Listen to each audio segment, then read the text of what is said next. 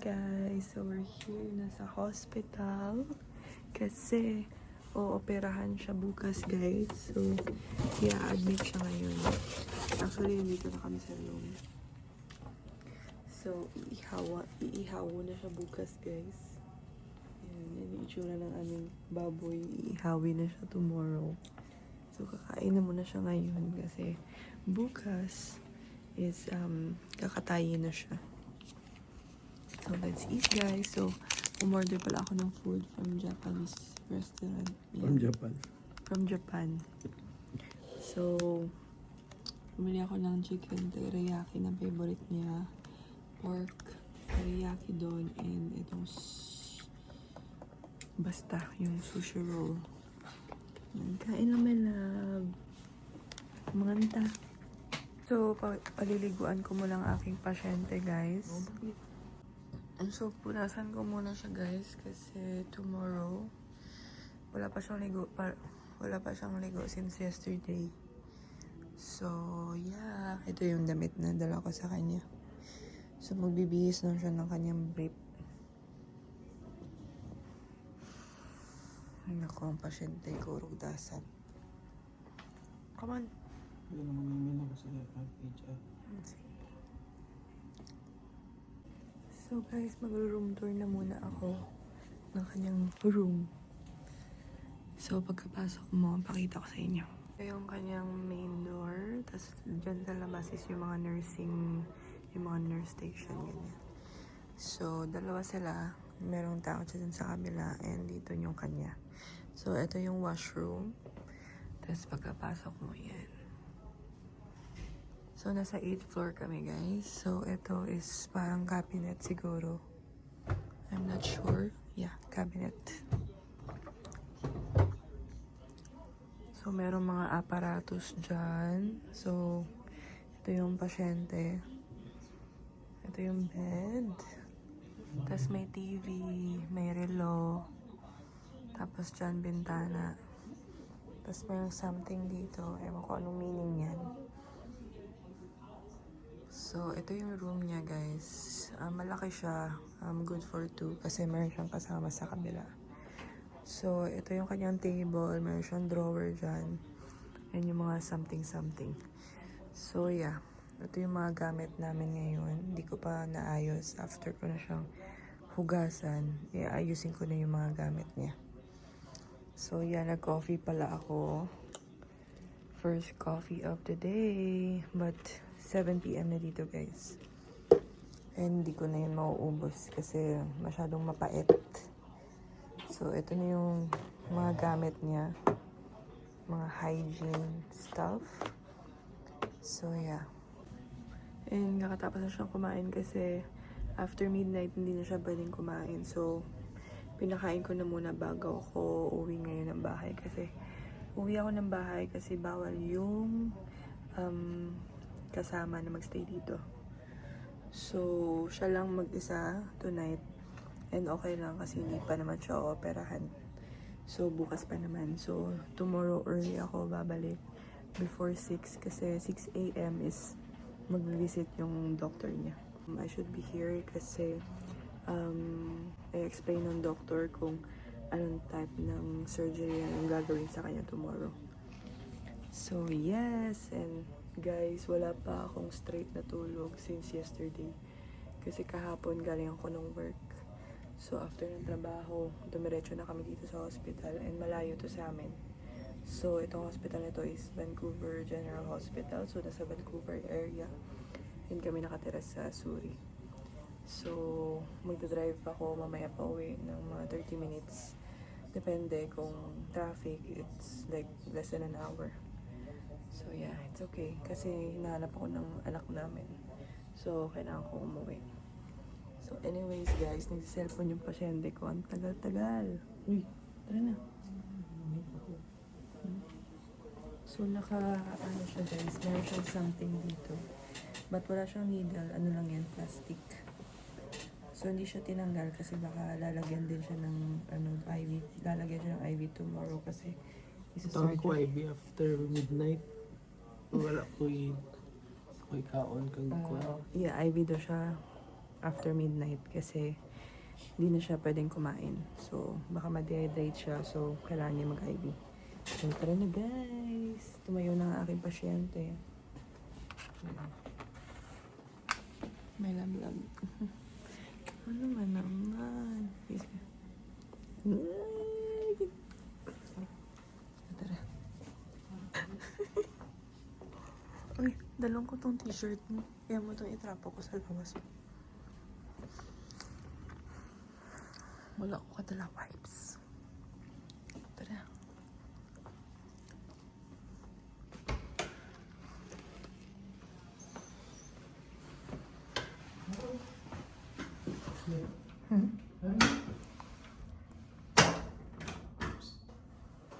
So, ito pala yung washroom nila guys, dito sa hospital. Yan yung aking samok na pasyente. So, meron silang wipes dito. Wipes ba rin? Oh, essential bath. Oh, sige, sige. So, yan. So, tatrapuhan ko muna siya guys, na buong katawan. Pupunasan pala. Yeah. So, update ko kayo mamaya pagkatapos niya magpunas. Yeah. Last year, no, ako yung nanganak. So, siya yung nag-aalaga sa akin sa hospital. Ngayon, siya na naman. Siya naman yung aalagaan ko tonight. Ay, today. Starting today. Dito sa hospital. Naalagaan ko naman talaga siya. Shh, God. Pero first time niya ma-admit, guys. Sa 32 years niya na buhay dito sa mundo. First time niya maturukan ng ew! Ano ba naman? Sige, balik lang ako guys pag natapos na siya magpunas. So hi guys, I'm back again. So, nandito pa rin ako sa kanyang room. Chika ko lang sa inyo kung ba't siya operan tomorrow. Sa church, uminom siya ng kape na with empty stomach. So, start nun, parang not feeling well na siya. So, pero hindi niya lang sinabi sa akin. And then, yun, after niyang kumain kami sa labas. Tapos pagka-uwi, doon na siya nagka-stomach ache. So, that time, sobrang pagod ko. Kasi, I don't know, siguro sa work ganyan. So, hindi ko masyadong napansin. But, sinabi niya sa akin na masakit yung tiyan niya. Around 12:30 siguro. Sumuka siya guys. Like, hindi siya natunaw yung pagkain na kinain niya. So, like, sinuka niya yun lahat. Mga 2 months ago or last month, sumakit ulit yung tiyan niya. Bumabalik lang yung sakit ng tiyan niya. And dito na part, sa abdomen, sa gitna. So, medyo worried na ako. But, siya kasi ayaw niya magpa-check up. Kasi, hindi niya type na pumunta ng mga hospitals para magpa-check up. So, pag nawala, parang kinakalimutan na rin namin. Yeah, Monday ng gabi, napansin niya na rin na parang nag-yellow siya. Like, parang may light yellow na sa eyes niya. So, like, sabi ko sa kanya parang iba. So, tas iba na rin yung kutob ko. So, sabi ko sa kanya sa Wednesday, kasi off ko, pupunta tayo ng emergency. Dito kasi guys, hindi direct na pupunta ka ng doktor tapos maasikaso ka na agad. Dito kasi kailangan mo munang pumunta ng general physician niyo or family doctor para i-refer ka sa specialist. Or kung pamabilisan, kailangan mo pumunta sa emergency or sa urgent care para mas mabilis yung emergency. Kahapon, sabi ko sa kanya, wag na siya mag-work kasi parang iba na yung feeling ko na parang nag-yellowish na yung dito niya. So, parang kinakabahan na ako. Sabi ko, after ko ng work, diretso na tayo sa emergency. 9 p.m. kagabi is pumunta na kami dito sa emergency. Actually, hindi kami pumunta ng Surrey kung saan kami nakatira. Pumunta kami dito sa Vancouver. So, it's like 30 minutes drive from Surrey. So, kasi yun yung sinadjust sa amin ni Mami na mas mabilis dito sa Vancouver General Hospital. So, dito kami pumunta. So, si Amara, dinala namin kay Mami kung saan siya nag-work kasi nagsistay in siya. So, doon natulog si Amara, iniwan namin. Tsaka walking distance lang dito sa hospital. So, Pumasok kami dito ng mga 9 p.m. sa emergency. Tapos, na-attend na kami ng doktor mga 3 a.m. So, like, nag-antay kami. But within the span, mga oras na yan is nakapag-blood work na siya. And then, napasok na kami sa emergency room. May sarili kaming room. So, like, nag-antay kami ng ilang oras hanggang 3 a.m. Pumunta yung doktor. Sinabi niya na parang may something wrong sa gallbladder niya or sa liver. So, after that, sabi ng doctor, CT scan, chest x-ray, tapos blood work ulit. So, yun nga, ginawa na yung mga test sa kanya. And then, pumunta na naman yung isang doctor, specialist siya ng gallbladder and inflammation. And then, sabi niya na parang hindi daw sa gallbladder yung problem. Yung nakita niya sa CT scan, it's parang nasa bile duct, nakaklag yung stones, yung gallbladder stones. So, tinawagan niya yung team niya, like, yung isang specialist na sa liver, yun yung pumunta sa amin, pangatlong doktor. Sabi niya na walang problem sa liver niya. So, parang na-relief ako dun kasi akala ko may problem sa liver niya kasi nag-yellowish siya. Tapos yun, kasi sabi ng doctor last year is, this year lang yata, yung general physician namin is fatty liver siya. Pero sabi ng doctor kagabi is wala siyang fatty liver. So, okay na yun. And then, yung isang specialist naman is pumunta sa amin. Sabi niya is, i-request niya si Hubs ng MRI. So, another blood work, dalawang blood work, and then ultrasound. And then, yun yung mga nirequest sa kanya kaninang morning. Tapos, yun na, sabi ng doctor na pag-usapan nila kung anong better plan para sa kanya. And then, kanina around 4 p.m. is nag-MRI siya, or 2 p.m. Yun na guys, doon na napag-usapan ng mga doctors niya. Kasi actually, 5 yung doctors niya. Sabi nila is, napag-usapan pala nila is, kailangan siyang i-surgery. So, tatanggalin yung kanyang gallbladder. Kasi although nakita sa MRI na wala na yung mga stones sa bile duct, is may chance pa rin na sasakit ulit yung tiyan niya kasi may mga gallstones na naiwan sa kanyang gallbladder. So, sinuggest ng kanyang doctor kanina na kailangan siyang i-surgery tomorrow. So, i-admit siya ngayon. So, ngayon, nandito na kami sa room. And, naka-admit na siya. And, tomorrow yung kanyang schedule. Afternoon, pero hindi pa sure. Around afternoon, siguro mga 1 p.m. hanggang gabi. Kasi may operation din sila hanggang gabi. So, yun guys is, we are very blessed lang talaga. Kasi dito sa Canada is wala kaming babayaran sa kahit anumang gagawin, like surgery, yung mga test niya, MRI, CT scan, mga blood works, ultrasound, lahat guys, walang bayad yun. And covered yun ng benefits namin. So, yun lang talaga na very convenient dito, tsaka mabilis. Tapos, maraming mga specialist yung nandito sa hospital na to or any hospitals dito sa Canada. So, yun lang guys yung update sa kanya ngayon. And maya-maya isaalis na ako, mga 10 minutes. Kasi nakasettle na rin siya. Na-prepare ko na rin yung mga tubig niya. Kasi para hindi na siya mahirapan na kumuha ng tubig.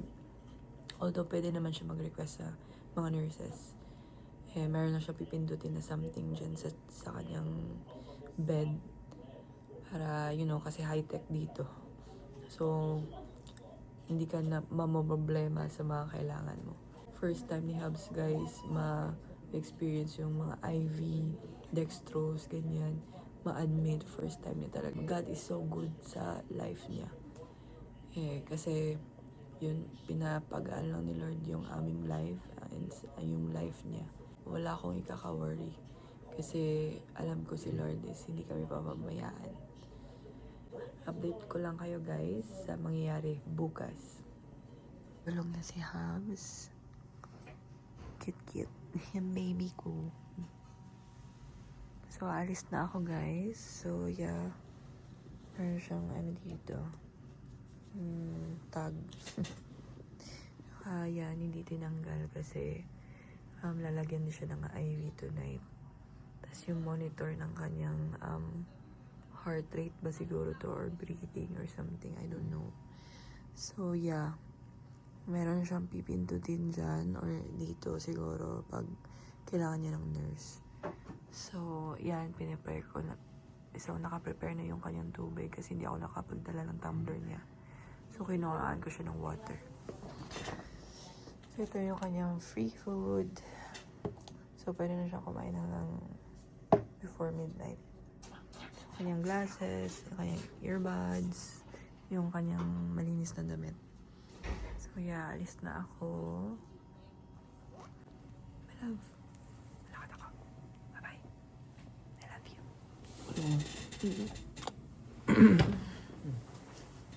Say bye-bye. See you tomorrow. Bye-bye, guys. Bye-bye.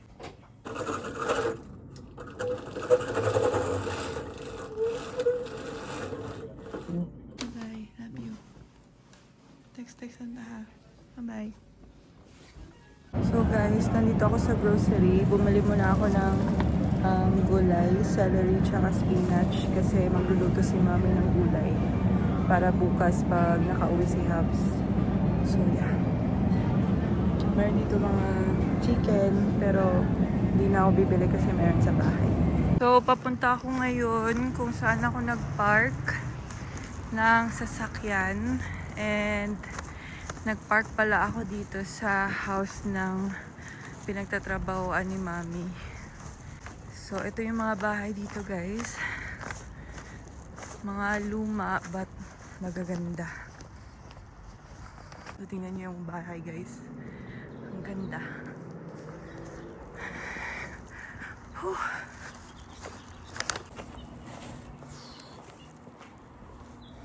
Nakapag-walking rin sa labas. So, yeah, kita niyo yung itsura ko. Kulang sa tulog. But, it's okay. So, malapit na ako sa bahay ng workplace ni Mami. Pero si Mami nasa bahay ngayon. Kasi, hindi mo na siya mag-work. Kasi, wala magbabantay kay Amara. So, meron akong dalang bag. And, yeah. Yun yung bahay, guys. Ang ganda. I'm here.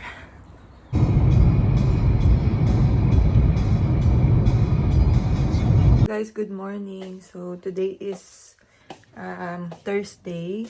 And nakabihis na ako and all. Kasi, para ready na akong umalis. Papuntang hospital. So, early ako nagising, mga 5:30. Pero dapat sana na nakaalis na ako ng bahay around 5:30. Pero nagising ako ng 5:30. So, late na ako. So, ngayon, na-check up na siya ng doctor. So, hindi ko na nahabol. So, aalis na lang ako ng mga 7. So, ngayon, before ako aalis is, ayusin ko muna to. Kukuha lang ako ng diapers ni Amara kasi wala na siyang stock sa drawer. So, yeah. Actually, guys, marami akong na-realize nung na-admit si Habs to na hindi ko kaya na wala si June sa aking life. Kasi, etong mga bagay na to, like, yung pagkuha ng mga diapers ni Amara, pag-restock, siya yung gumagawa. Tapos, yung pagpapawa kay Fraser, siya ang gumagawa. Parang ako, easy lang yung life ko. Pero, dahil sa kanya kasi siya yung gumagawa ng mga bagay-bagay na dapat yung iba ginagawa ko. So, ngayon, tatanggalin ko to. Yan. Kasi, wala, tamad lang ako. Pag nandito siya, siya yung gumagawa niyan. Siya yung nag-a-arrange and all. So, yeah.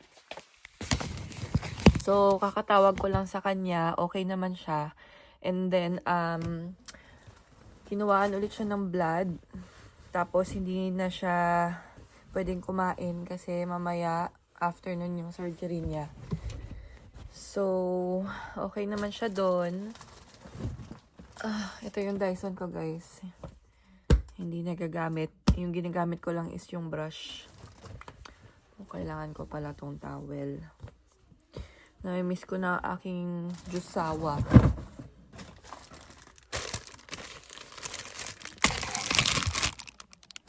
Ay, nako. I can't live without my husband. Yun yung totoo, guys. Kasi alam mo yun, pag nandyan kasi siya, parang utos na ako ng utos sa kanya. Tsaka sobrang ano kasi siya, guys, yung mahilig siya maglinis, mag-ayos ng mga gamit. Yan yung mga ginagawa niya. So, yeah, yun lang. So, mamaya magdadrive na naman ako.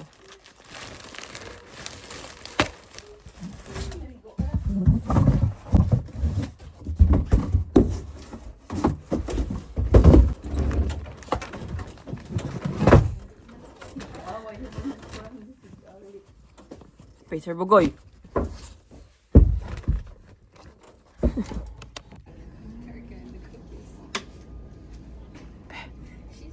Be, are you ready?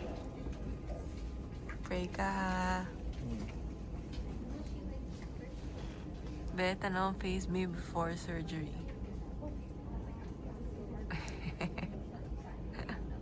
So guys, nandito na kami ngayon sa loob ng waiting area.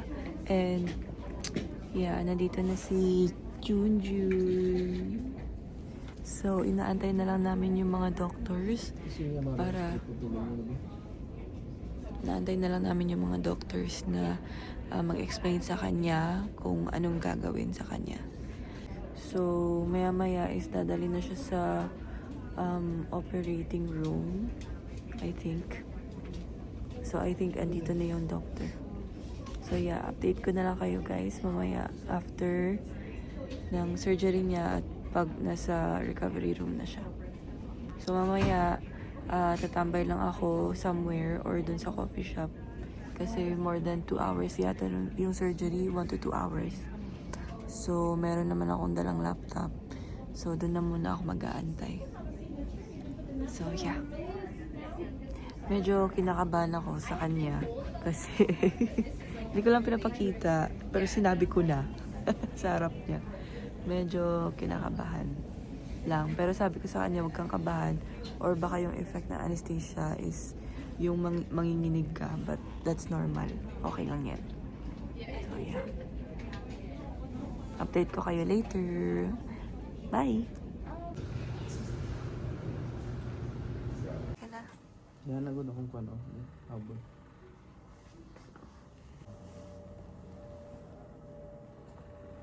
So ba, first time tayo? Ano experience mo sa surgery mo? Huh? Surgery? Wala mo kayo na-feel. Wala kami na-feel.